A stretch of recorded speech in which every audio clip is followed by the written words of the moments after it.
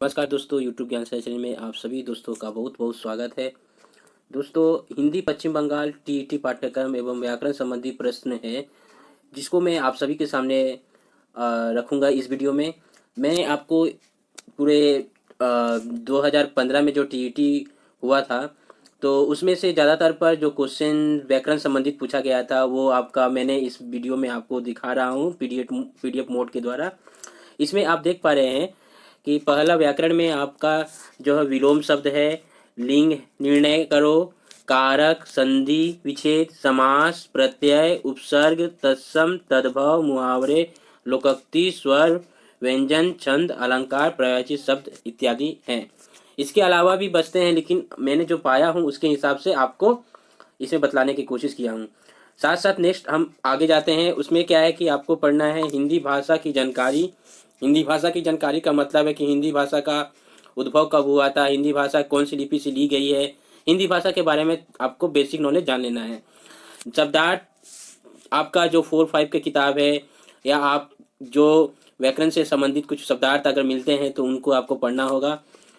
और कवियों और लेखकों की जानकारी एवं उनके लेख, कवि जो है, कविता का कवि कौन है, 4-5 की किताब से देख लीजिएगा और उनकी जानकारी भी को प्राप्त कर लीजिएगा। लेखक कुछ है, कुछ लेखक जैसे मुंशी प्रेमचंद जी हैं, उसके बाद आपका रामधारी सिंह दिनकर जी है। जो जो आपके प्राथमिक विद्यालय में कवि हैं उनके बारे में और उनके लेख के बारे में जानकारी प्राप्त कर लीजिएगा।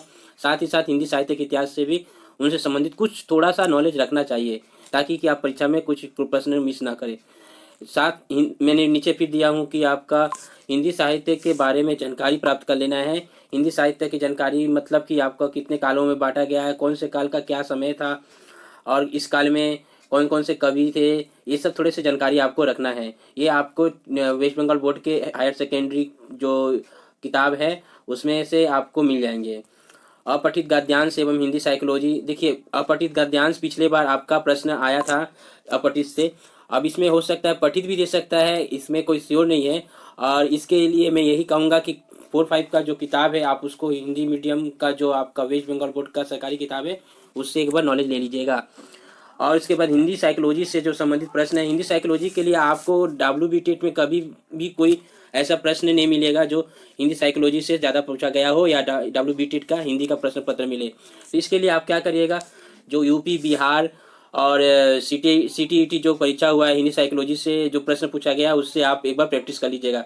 तो मैं आपके सामने ये जो मैंने बतलाया हूँ, ये जो आपका WBTET में क्वेश्चन जिस प्रकार से बनता है उस तरह से मैंने सिलेबस कुछ अपने तरीका से बनाया हूँ।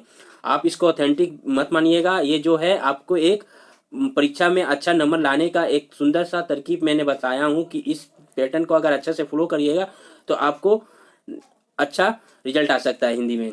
इसके अलावा अगर आप इससे बेहतर जानते हो तो कमेंट बॉक्स में जरूर से जरूर लिख के भेजिए कि ताकि और इसमें क्या इंक्लूड करना चाहिए। चलिए, व्याकरण संबंधित मैंने कुछ इसमें केवल आपको विलोम शब्द मैंने कुछ पिछले बहुत सारे जैसे आपका CTET से, WBTET से और इसके अलावा जो कंपटीशन में कुछ पूछा गया था विलोम शब्द, उनको मैंने निकाल कर इस आपके समक्ष लाया हूँ। तो इसमें आपका क्या है कि आपका विलोम शब्द प्रैक्टिस में थोड़ा कर लेते हैं कि विलोम शब्द क्या होगा इनका। आप समझ पा रहे हैं कि विस्तृत का विलोम शब्द क्या होगा। विस्तृत का होगा संक्षिप्त, सुमति का उल्टा क्या होगा कुमति, अभिभाव का होगा तिरोभाव, साकार का होगा निराकार, उत्सर्ग का होगा अपकर्ष, बहुज्ञ का होगा अल्पज्ञ, गुप्त का होगा प्रकट, उपकार का होगा पर उपकार, सुख का दुख, स्वतंत्रता का परतंत्रता, आकर्षण का विकर्षण, जीवन दायिनी का मरण दायिनी।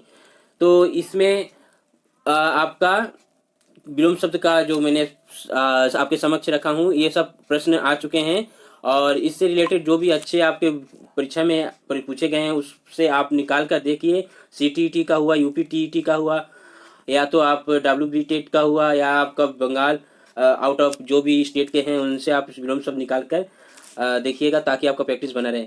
मैं फिर भी आपको इन सब से जो जो परीक्षा में पूछे जा रहे हैं अगले कोई भी स्टेट का या आपका वेस्ट बंगाल बोर्ड का, मैं सभी का जैसे विलोम शब्द का आपके समक्ष प्रयास किया था उसी तरह मैं देखूंगा आप सभी के लिए।